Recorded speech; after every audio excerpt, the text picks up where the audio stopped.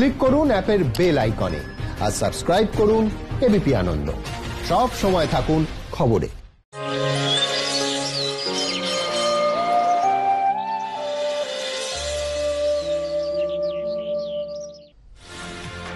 আনন্দ সকালে ফিরে এলাম এক ঝলকের পর। কুসুমিতা, দেখো, এক সপ্তাহ কাটেনি ড্রাগ তদন্তে বলিউডের 4 অভিনেত্রীকে জিজ্ঞাসাবাদ করেছে এনসিবি।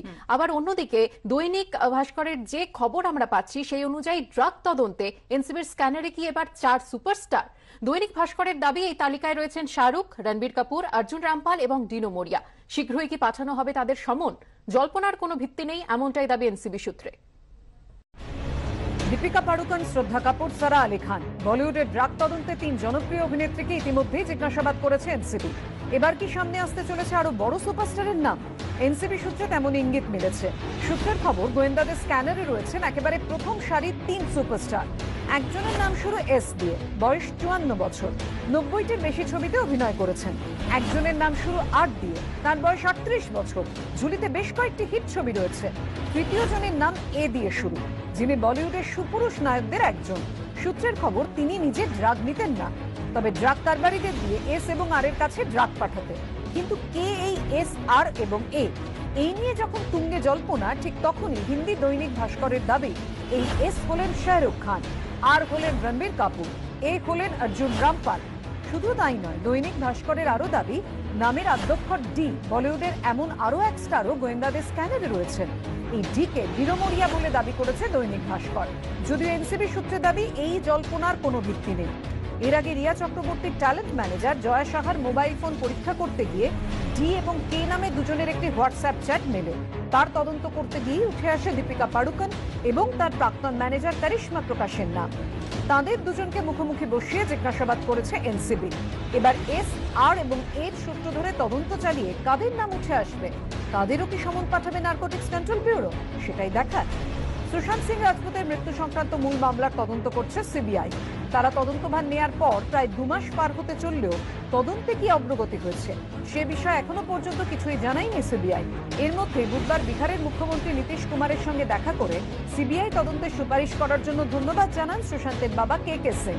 সূত্রের খবর, তিনি মুখ্যমন্ত্রীকে বলেন শেষবার বিহারে এসে মুখ্যমন্ত্রীর সঙ্গে দেখা করতে চেয়েছিলেন সুশান্ত, কিন্তু তা হয়ে ওঠেনি।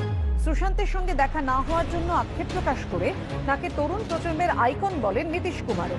বিরোধীরা অবশ্য কটাক্ষের সুরে বলছে এসব স্রেফ সুশান্তের জন্য সাধারণ মানুষের আবেগকে কাজে লাগিয়ে বিহার ভোটের বৈতরণী পেরোনোর চেষ্টা। শেষমেশ কি সুশান্ত মৃত্যু তদন্ত পরিণতি পাবে, নাকি রাজনীতির ঘূর্ণিতেই তা পথ হারাবে? সেই উত্তর দেবে সময়। এবিপি আনন্দ।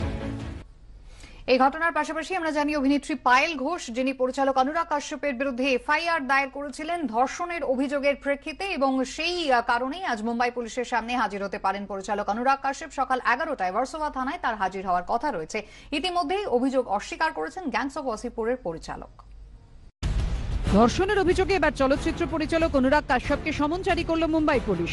অভিনেত্রী পায়েল ঘোষের এফআইআর এর প্রেক্ষিতে পুলিশের এই নির্দেশ। অনুরাগ কাশ্যপকে বৃহস্পতিবার হাজির হতে নির্দেশ দেওয়া হয়েছে। সূত্রের খবর, জিজ্ঞাসাবাদের জন্য সকাল 11টা নাগাদ ভার্সোভা থানায় হাজির হতে পারেন অনুরাগ।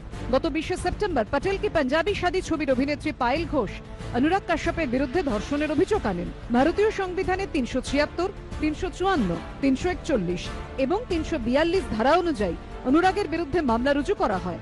বাঙালি অভিনেত্রী পায়েল ঘোষ প্রথমে টুইটারে প্রধানমন্ত্রী মোদীকে ট্যাগ করে একটি পোস্ট করেন। অভিযোগ করেন 5 বছর আগে নিজের বাড়িতে তাকে যৌন হেনস্থা করেন অনুরাগ। এরই সঙ্গে সঙ্গে মোদীর চরম সমালোচক বলে পরিচিত অনুরাগের বিরুদ্ধে ঝাঁপিয়ে পড়েন মোদীর প্রশংসক কঙ্গনা রানাওয়াত। তার বিরুদ্ধে ধর্ষণের অভিযোগ ওঠার পর কটাক্ষের সুরে অনুরাগ টুইট করে বলেন, দারুণ ব্যাপার যে আমাকে চুপ করানোর চেষ্টা করতে এত সময় লেগে গেল। সে না হয় ঠিক আছে, কিন্তু আমাকে চুপ করানোর জন্য এত মিথ্যে বলতে হচ্ছিল যে নারী হয়ে অন্য এক নারীকে সেই মিথ্যে সামিল করতে হলো। ম্যাডাম, অন্তত একটু শালীনতা বজায় রাখুন। আমি শুধু এটুকুই বলবো যে যা যা অভিযোগ আনা হয়েছে সব ভিত্তিহীন। এই বিষয়ে একটি বিবৃতিও জারি করে অনুরাগ বলেন, মিটু আন্দোলনের গুরুত্বকে লঘু করতেই এই ধরনের অভিযোগ তোলা হচ্ছে। এটা খুবই দুঃখজনক একটা বিষয় যে মিটুর মতো একটা গুরুত্বপূর্ণ আন্দোলনকে ব্যক্তি স্বার্থে ভোঁতা করে দেওয়ার চেষ্টা চলছে। বিষয়টিকে ব্যক্তি আক্রমণে নামিয়ে আনা হচ্ছে। এ ধরনের মনগড়া অভিযোগের ফলে আন্দোলনের গুরুত্বটা যেমন লঘু হয়ে যাচ্ছে, তেমনি যারা সত্যি যৌন হেনস্থার শিকার হচ্ছেন তাদের আবেগ নিয়ে খেলা হচ্ছে। দক্ষিণী ছবির অভিনেত্রী পায়েল ঘোষের এই চাঞ্চল্যকর অভিযোগের প্রেক্ষিতে গ্যাংস অফ ওয়াসিপুরের পরিচালক অনুরাগের পাশে দাঁড়িয়েছেন তাঁর দুই প্রাক্তন স্ত্রী আরতি বাজাজ এবং কল্কি কোয়েচলে। দুজনেই এক বাক্যে জানিয়েছেন অনুরাগ সবসময় নারী স্বাধীনতা ও নারী সম্মানে বিশ্বাসী। তাপসী পান্নু, রাধিকা আপ্তে, সুরভিন চাওলার মতো অভিনেত্রী যারা অনুরাগ কাশ্যপের সঙ্গে বিভিন্ন সময় কাজ করেছেন তারাও অনুরাগের পাশে আছেন। অভিনেত্রী পায়েল ঘোষ অনুরাগ কাশ্যপের বিরুদ্ধে অভিযোগ তোলার সময় যে তিনজন অভিনেত্রীর নাম টেনে এনেছিলেন সেই মাহি গিল, রিচা চাড্ডা এবং হুমা কুরেশিও জানিয়েছেন অনুরাগ সবসময় তাদের সঙ্গে অত্যন্ত ভদ্র আচরণ করেছেন। যদিও পায়েল ঘোষ নিজের অবস্থানে অনড় থেকে বারবার কেন্দ্রের কাছে নিরাপত্তা দাবি করেছেন এবং মুম্বাই পুলিশের বিরুদ্ধে নিষ্ক্রিয়তার অভিযোগে সরব হয়েছেন, রাজ্যপালেরও দ্বারস্থ হয়েছেন তিনি। এই প্রেক্ষাপটে অনুরাগ কাশ্যপকে জিজ্ঞাসাবাদের জন্য ডেকে পাঠালো মুম্বাই পুলিশ। এবিপি আনন্দ। এই করোনা আবহে উত্তরপ্রদেশে দুর্গাপুজোর অনুমতি নিয়ে বিতর্ক। যোগী সরকারের নির্দেশিকার বিরুদ্ধে আদালতে প্রয়াগরাজ বেঙ্গলি ওয়েলফেয়ার অ্যাসোসিয়েশন। হস্তক্ষেপে নারাজ আদালত। সুপ্রিম কোর্টে যাওয়ার তোড়জোড় উদ্যোক্তাদের। অনেকেই বলেন নরেন্দ্র মোদীর পর তিনি বিজেপির হিন্দুত্বের নতুন পোস্টার বয়, আর সেই যোগী আদিত্যনাথের রাজ্যে দুর্গাপুজো নিয়ে জোর বিতর্ক। এবার হয়তো উত্তরপ্রদেশে আর কোনো সর্বজনীন দুর্গাপুজো দেখতে পাওয়া যাবে না। বাড়ির ভেতরেই হয়তো নমনম করে করতে হবে দুর্গা আরাধনা। যে এলাহাবাদের নাম পাল্টে প্রয়াগরাজ করে দিয়েছেন যোগী, সেই প্রয়াগরাজের বেঙ্গলি ওয়েলফেয়ার অ্যাসোসিয়েশন সম্প্রতি এলাহাবাদ হাইকোর্টে একটি জনস্বার্থ মামলা দায়ের করে। তাতে বলা হয় এবার সর্বজনীন দুর্গাপুজো করার অনুমতি দিচ্ছে না যোগী আদিত্যনাথের সরকার। তাই তাদের অনুরোধ কোভিড গাইডলাইন পালন করেই তাদের জন্য প্রথাগতভাবে দুর্গাপুজো করার অনুমতি দেয়া হোক। কিন্তু আদালত বলে তারা এক্ষেত্রে হস্তক্ষেপ করবে না, যোগী সরকারকেই সিদ্ধান্ত নিতে হবে। আর এই পরিস্থিতিতে দুর্গাপুজোর উদ্যোক্তারা উত্তরপ্রদেশে সর্বজনীন দুর্গাপুজো করার জন্য সুপ্রিম কোর্টে যাওয়ার তোড়জোড় করছে। कोर्ट ने डिस्ट्रिक्ट एडमिनिस्ट्रेशन में छोड़ दिया कि दुर्गा पूजा होगा कि नहीं होगा। यदि इत्तेफाक से अगर आदेश मेरे खिलाफ आता है, डिस्ट्रिक्ट एडमिनिस्ट्रेशन या प्रदेश सरकार हमको अनुमति नहीं देती है, तो हमारे पास फर्दर कोर्ट्स ऑफ एक्शन है। हम फिर माननीय उच्च न्यायालय को अप्रोच कर सकते हैं या हम सुप्रीम कोर्ट जा सकते हैं। 2011 জনগণনা অনুযায়ী উত্তরপ্রদেশে বাঙালি বসবাস করেন প্রায় 2.5 লক্ষ। এই পরিস্থিতিতে যোগী সরকারের উপর ঝাঁপিয়ে পড়েছে বিরোধীরা।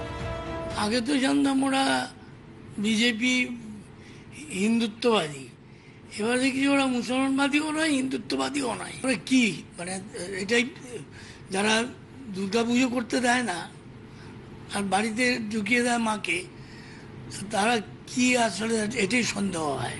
যখন করোনা ছিল না তখন এই মমতা বন্দ্যোপাধ্যায়, সুব্রত মুখার্জিরা মহরমের অজুহাতে দুর্গাপুজোর বিসর্জন বন্ধ করেছিল।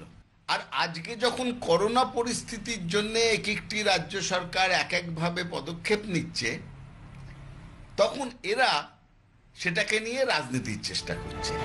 তবে বাংলার মহোৎসবের আগে উত্তরপ্রদেশের সর্বজনীন দুর্গাপুজো নিয়ে এই বিতর্ক যে মাথাচাড়া দেবে তা বুঝতে পেরে টুইট করেছেন খোদ বিজেপি সাংসদ স্বপন দাশগুপ্ত। দুর্গাপুজো ঘরে করার যে নির্দেশ উত্তরপ্রদেশ সরকার দিয়েছে তা অন্যায় এবং অবাস্তব। যেভাবে রামলীলার অনুমতি দেওয়া হয়েছিল সেভাবেই কঠোর অথচ সংবেদনশীল বিধিনিষেধ আরোপ করে দুর্গাপুজোর অনুমতিও দেওয়া উচিত। না দিলে সেটা বৈষম্যমূলক হবে।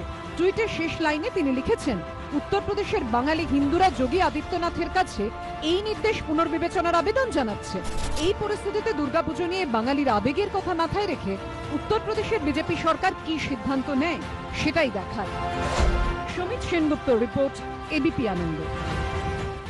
আনন্দ সকালে ফিরে এলাম বিরতির পর। আমরা জানি সুকর্ণা, বিশ্বভারতীতে পৌষমেলার মাঠে পাঁচিল দেওয়াকে কেন্দ্র করে রাজ্য সরকারের পক্ষ থেকে একটা স্থগিতাদেশ চাওয়া হয়েছিল, কিন্তু সেই স্থগিতাদেশের আবেদনে সাড়া দিল না কলকাতা হাইকোর্ট। বিশ্বভারতীর পাঁচিল কাণ্ডে স্থগিতাদেশ দিল না আদালত এবং আদালতের নির্দেশ এ বিষয়ে আবেদন জানাতে হবে উচ্চ পর্যায়ের কমিটির কাছে। অন্যদিকে কমিটি থেকে অব্যাহতি চেয়ে জমা দেওয়া অ্যাডভোকেট জেনারেলের পদত্যাগপত্র গ্রহণ করেছে আদালত।